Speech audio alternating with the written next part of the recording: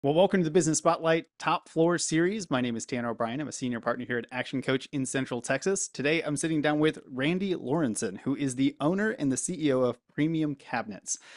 So excited to be jumping in, having a little bit of conversation on business leadership, entrepreneurship, kind of all the fun stuff that rolls into that crazy world there. So, Randy, first and foremost, thank you for taking the time. Excited to have you here.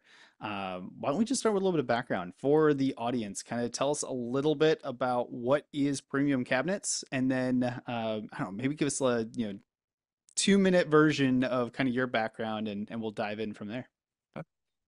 Premium cabinets, we sell quality cabinets to middle class, upper middle class customers, primarily married couples. And our focus is on value. We're not trying to compete with a $250,000 custom kitchen, and we're not trying to compete with real low end stuff. But we are trying to offer value and the best bang for the buck. I spend a lot of my time with the opportunity. We have locations. We have about 35 locations across the country now. I really started out here in Austin back in '09 as a one-man show, just over on Burnett Road, and figuring things out and kind of throwing everything against the wall to see what sticks, and went from there and told a couple of friends about it, and they got involved, and then it kind of grew organically for a while. They told their friends or their cousins, and pretty soon we had a bunch of locations. And now here, the last 18 months, we've been actively expanding and adding new dealers as we've just gotten better and better and have a more duplicatable program over the years. Very cool. I love that. So 2009, getting this thing kicked off. What was that like starting back in '09? Because in the building products cabinetry business, coming right off the 2007 2008. Kind of talk through what led to that transition, saying '09's the year we're gonna get this thing rolling. Really good insight. Yeah, not the best time to start a cabinet business, right? Most cabinet companies were going out of business. I remember when I started, and by the way, I didn't know anything about cabinets. I was actually playing poker. I'd been playing poker for a living for about 8 years before this. And it was kind of I call it like my backpacking Europe phase, except it was more backpacking Vegas. And I was making good money, and poker was pretty good, but I just wanted to go be a contributing member of society again, to be honest. And somebody had called me about this cabinet business. I didn't know anything, but I did a bunch of research, and I thought, I can do this. And you know what? I'm going to build this for a year or two while I figure out what I want to do with the rest of my life. And then I'll either hire somebody to run this or I will sell it. And then I got in and I actually liked it. But yeah, as I was growing, all my competitors were going out of business. Like all the competition that I'd shopped before I started, one by one, I just see them close their doors. And it just, I had the right model, and that I think a little bit that I didn't know what I was doing, and I came from the outside and I was figuring things out, actually benefited me to some extent. I had really low expenses, low overhead, and while they had high overhead, I didn't have to sell a lot. And as I found my place in the market and figured out where my niche was, it just, it kind of just fell together. But I think a lot of it was having the lower expenses. And I think there's an advantage to building a business during hard times, Mm. that you learn how to do things. And because if it'll work during good times, doesn't mean it'll work during hard times. But if it'll work during hard times, it'll work during good times, right? Oh yeah, that is such a really good insight. So was there kind of as you went through it and saw a lot of your competitors kind of closing their doors, that opened up a lot of opportunity in terms of being able to grab into some of their markets, be able to grab some of the past customers and things like that, or was that kind of just not even on the radar yet as you were starting that I, initial path? I don't know that I was aware of it, but it was happening, right? I mean, if there's less competition out there, and all of the other people that used to rank above you on Google or whatever, and pretty soon that was one of our things, was getting to number one on Google. But I think it was made easier on the fact that some of those people went out of business, right? Mm, And all the different, and so just having less competition had to help us. But I don't know that I was ever aware of it at the time, I right? gotcha. Nice. Yeah. So as we kind of continue to set some of the stage for the viewers and the listeners here, um, got the title of owner and CEO. Business has grown over the number of years, have 35 different locations. Kind of what is the role that you actually play in the business today? What does it mean to be the CEO of the business?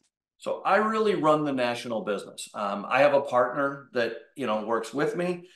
We work very well together. His name's Gary Gullick, and I focus more on the direction of the company, make sure everybody is doing their job, everybody's rocks are lined out, that they're hitting their rocks, and we're working on the right rocks. If people aren't familiar with that, it's a term that from the book Traction that I'm very fond of, that we have implemented into the business.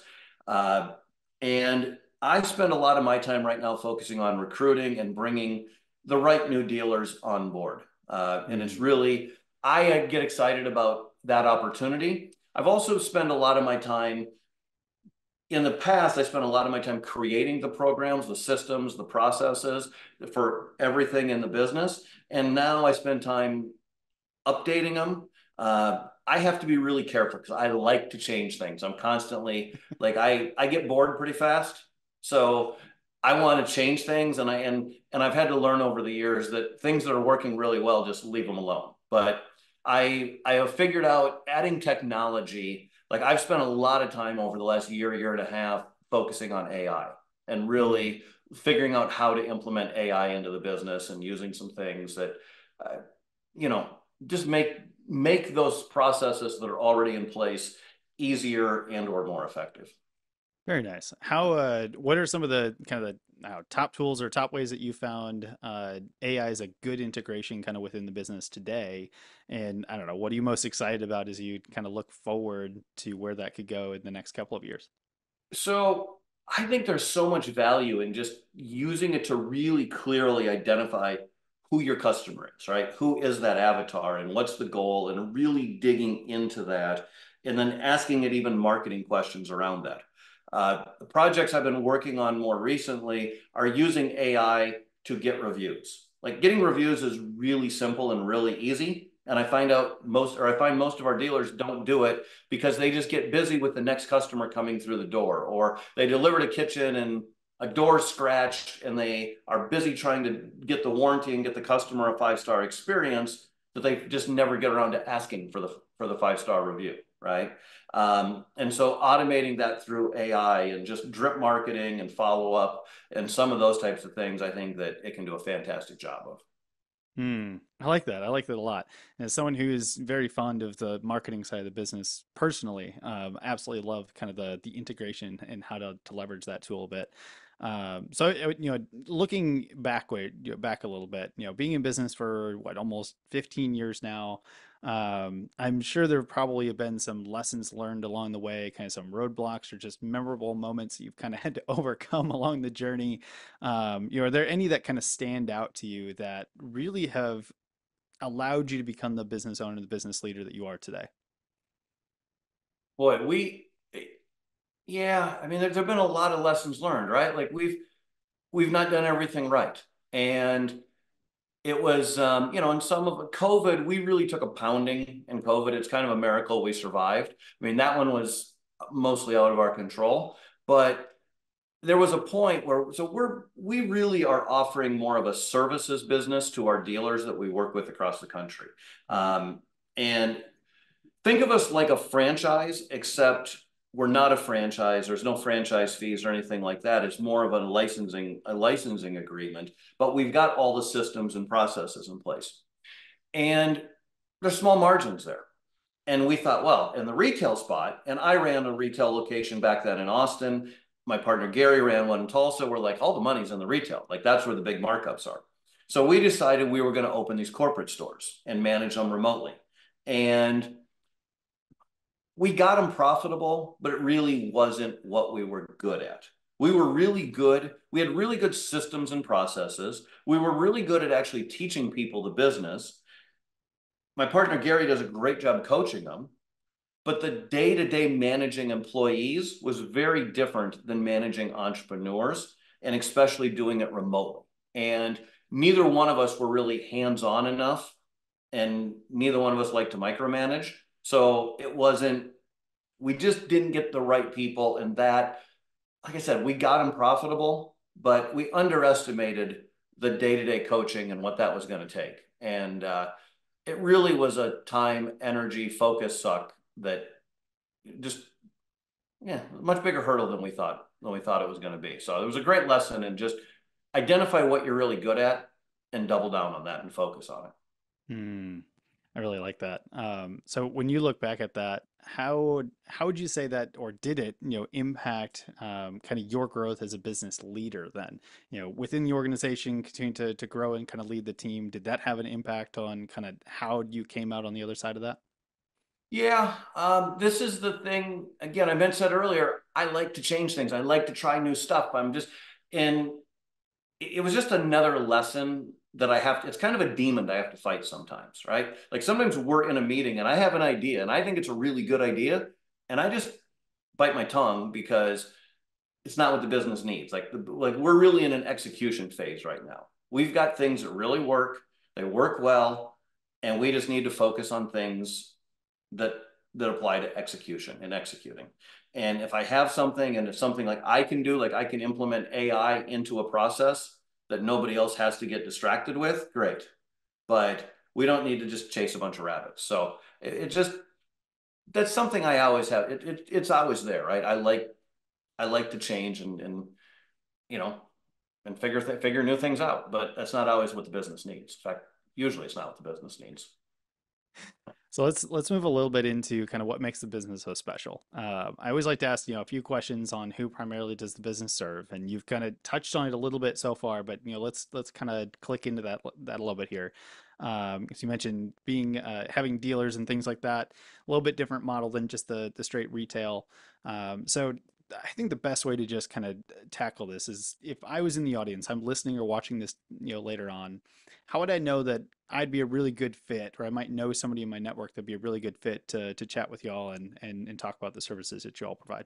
Well, our real customers, by the way, are our dealers. Like that's really our customer, but their end customer is anybody that's looking to remodel their kitchen, right? And it's usually middle-aged married couples, uh, middle class, upper middle class, but I've put cabinets in 10, 20, $30 million homes. I've put them in Section 8 housing too. But that niche in the middle is where we're at. We work really well with small builders. We don't work with the big volume builders much, but we work well with small builders, fire and flood restoration companies, home flippers.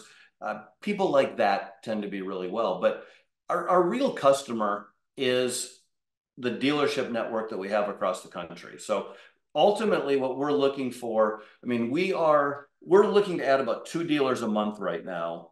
And, I'm talking to 15 or 20 people a month right now, having a hard time finding 2 of them that I want to recruit, right? But we're looking for people that want to run their own business, that want to be self-employed. It's a lifestyle business. Like, I love people that want to come and grind 80 or 100 hours a week. And I've been that guy most of my life.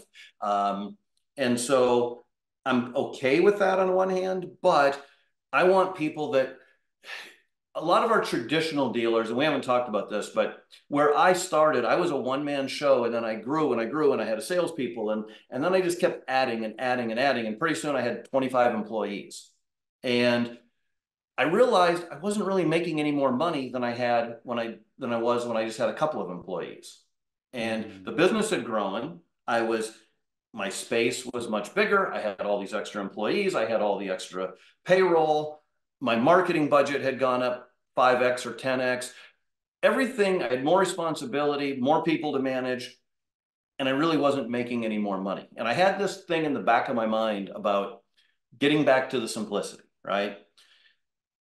But if it's not broke, don't fix it, right? And I've told you I have the problem where I want to change things. So I just forced myself not to blow it up. But after COVID, I had sold the Austin location to somebody and they just didn't take very good care of it. They ran it in the ground. I got it back. I didn't have time to run it. So I took somebody and I thought, perfect time to experiment. And I just ran a very paired, even more basic than I'd run at the beginning, a very simple model for the dealer, simple model for the customer, and experimented in Austin, figured it out, made it work, and that's what we've been expanding. And it's a much more duplicatable system. And so I'm looking for people that want to fit into a system, that people that want to make $250,000 a year is what I'm looking. I want, in fact, I've got on this vision board, I don't know if you can see it on the camera, but The bottom says 250, 250,000. I mean, that's my focus in 10 years, having 250 dealers making 250,000 a year. And they can run it as a lifestyle business. I'm looking for people that want a system, they want a process, they want to be part of that team and have that opportunity. Hmm. And I love the clarity behind that. And when you were talking about, the customer avatar earlier, is that primarily kind of where you're spending your time when it comes to kind of the marketing focus and focusing on finding those specific individuals to be dealers for you? Yeah. I mean, I've got a very clear avatar of, like who that dealer is, right? And then but we've got an avatar for a residential customer at the end customer. We've got an avatar for who is our commercial customer, whether it's a builder, contractor, flipper, whatever. And then we have a different avatar for who that dealer is, right? So yeah, I mean, young entrepreneurial minded people. Actually, I shouldn't say young. We got dealers that are in their 60s and even 70s. So I don't know why young was important in there, but I think when I think entrepreneurial and people, I guess I tend to think young, but young at heart, put it that way.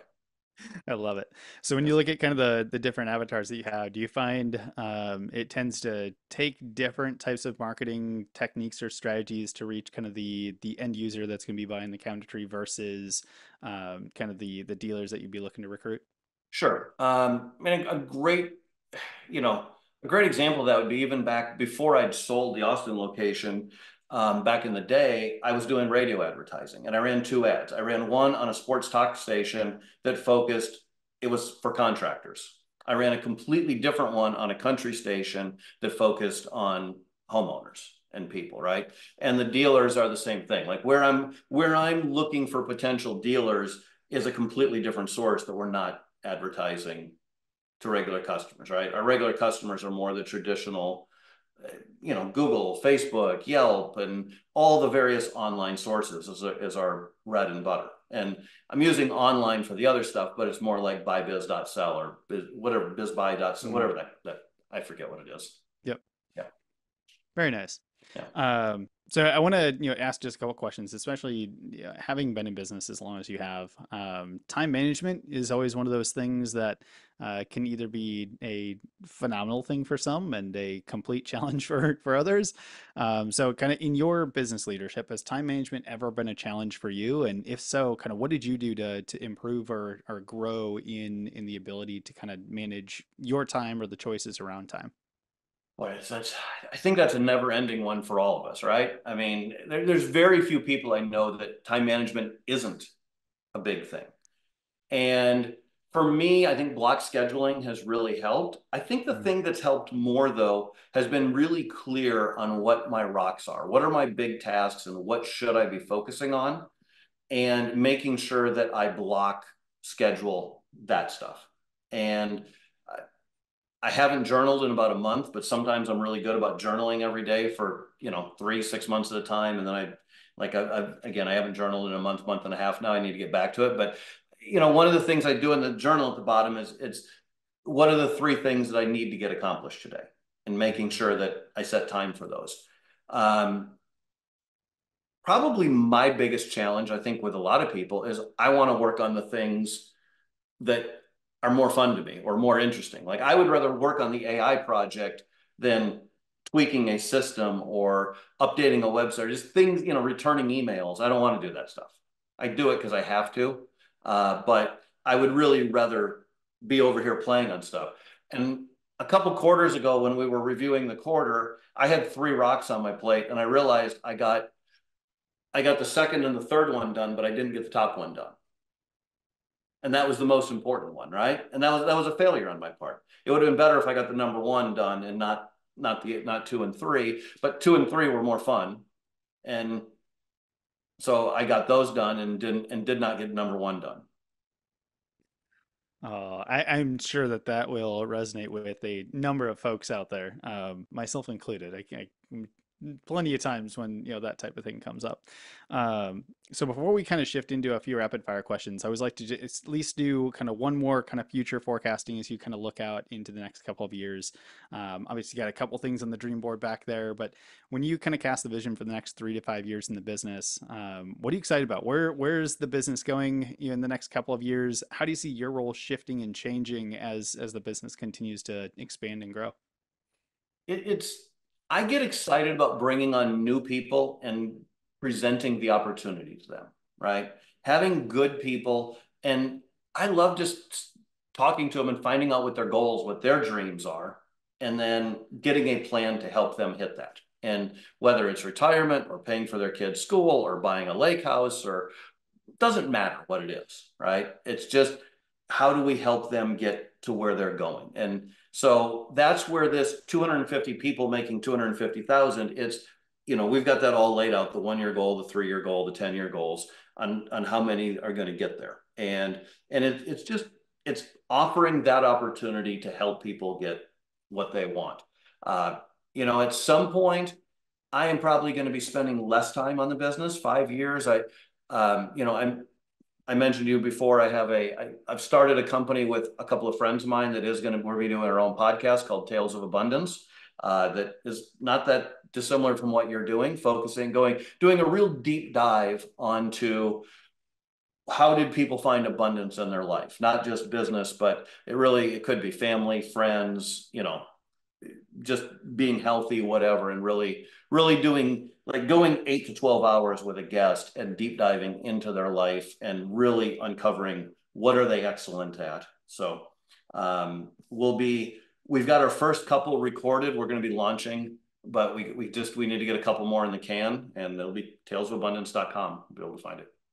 Beautiful. Well, as soon as you have an official launch date, make sure you let us know so we can kind of share that and spread that.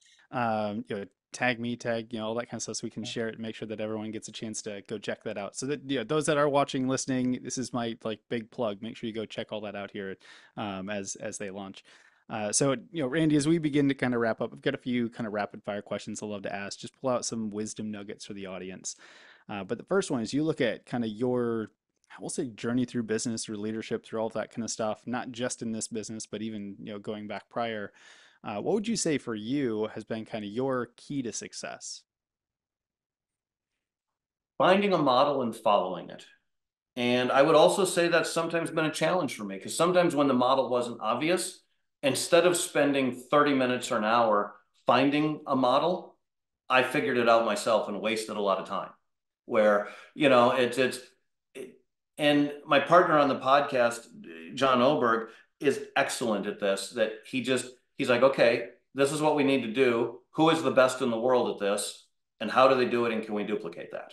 Right. Mm. And then following that model, I mean, one of the things I notice all the time with our dealers, I just see this in life as people go around, they take a model and they go, okay, I'm going to use that 70% of it and not the other 30%. Because they think, even though they know nothing about whatever this is, they just assume they know better than whoever created this that was really excellent at it, right? And I think I was always been good at that if I take the model, I was willing to take it, the whole thing, even if I questioned it, I was willing to do it their way and figure it out. And then later on, I could test and tweak and see if I could improve upon it. But if somebody's really good at it, I think that's it. Finding a model, just somebody's getting the results you want, and just do exactly what they did. It's probably like the most underrated advice out there is just like do what's already been done. It Yeah. works. And then yeah, after you master it, things like that, being able to make some tweaks once you really understand. I really absolutely love that. Outside of that key for success, is there if you could leave just one piece of advice for their business leaders and entrepreneurs out there, what piece of advice would you want to leave them today? Find something that you want to do. And for me, that's important. Now, some people are able to just put the blinders on and go, but life's too short. I think you should be doing something you want to do anyway. Um, and I guess I look at it this way. You spend a third of your life working, roughly, and you spend another third sleeping. So you're basically dead. right? So almost like pretty much half your waking hours are spent working. And a lot of my life, it's been a lot more than that. And for me, I do much better when I am finding something that I'm excited about. For me, a lot of times that's innovation. I found that serving other people, like I wouldn't build a whole system and document it for myself, but I will do it for other people, Mm. right, to help them. So figuring out whatever it is that moves the needle for you and focus on that, I think, is better than finding even the best opportunity sometimes. Is Ah, figuring that's out what it nice. is you're passionate about and you're excited about. I like that a lot. How about book recommendations? If you could leave just one book recommendation, whether it's something that you're currently reading, read recently, or just something that comes to mind, what would you want to leave the audience with as in terms of recommendations? Business related, I mentioned it earlier. The book Traction, I think, is the best business book I've ever read. I mean, I before that, it probably would have been The E-Myth, Hmm. which Hmm. bored the living crap out of me when I read it, or I think I listened to it.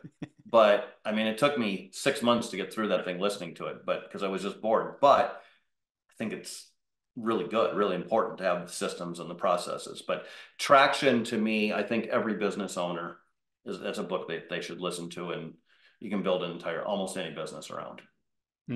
I love that. I love both recommendations. So I'll make sure to put both those in the video description, the podcast description below. So before we get to the final question, I always like to give a chance, where can, for those in the audience, where can they go to learn more information, to learn more about premium cabinets, uh, you mentioned it before, but, find the podcast when it launches, if they want to connect with you directly, is there any, best way to do that? But let's give them where they can go for more information.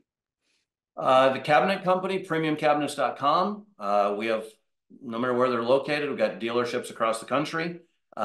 We have a section on there for people wanting to become a dealer. They can click on how to become a dealer and fill out a form. The podcast is at talesofabundance.com.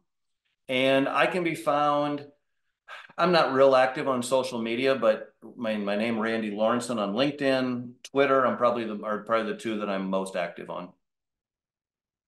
Perfect. And Excellent. I will I make think sure. I'm the only Randy Lorensen in the world, Lorensen at least. So I'm not too hard to find on there. Beautiful. I will make sure to put all of that in the video in the podcast description below. So for those that are watching, make sure you go click the links. Go grab the link to LinkedIn and send Randy a message. Say, hey, saw you on the Business Spotlight. Great conversation. Just wanted to say, hey, I think the connection piece of the Business Spotlight and the Top Floor series is really half the reason why we do it. So take a moment to go do that. But as we wrap up, I always like to end on one final question, which is simply, Randy, what is most inspiring to you today? I love this question, by the way. I really do, because I think there's a lot of things in the world. The world's in an interesting place right now, and so focusing on, again, that's Tales of Abundance, why our podcast, so along the same thing. So I really love that. So thank you for that. To me, I just think we're in the most exciting time in human history, and I know there's a lot of crap going on, and uh, you know, and I think people get overwhelmed with that, sometimes myself included. But when we look at all of the things that are happening with AI and 3D printing, and you know, just bought a car that drives itself, right? And I joked with my friend the other day that the next car I drive will fly itself. And, I mean, that's where we are in robots and put AI into robots and all the things happening with medicine. Like, I just think we're really, really close to abundance. Now, I think the government and regulation, and there's a bunch of things that we still need to kind of figure out how to get them out of the way to really unleash this. But while AI is going to take jobs, it's going to create all this abundance in the world and figure things out and create opportunity and really make the world better. And I think it's that with people. I also think that as humans, we underestimate just people figure things out. Like people, like things have been way worse than this before, and there's people in parts of the world that have real problems, right? Hmm. And it's not the red team or the blue team. It's how are they going to get drinking water today, or how are we not going to get killed by a bomb? And people are resilient, and people they're resilient and they're adaptable. So I think taking that human ingenuity and creativity and mixing that with where technology is and where it's going, I think it's just getting better all the time. It really is. Man, I love that answer so much. And it inspires me. So I appreciate you sharing it with us. But Randy, I want to just say thank you again. This has been a genuine pleasure. I know I could probably sit here and chat with you for like another hour and a half if we had the time. But this has been genuinely exciting and fun to get into. So thank you so much for taking the time. Thank you for having me. It was great. Appreciate it.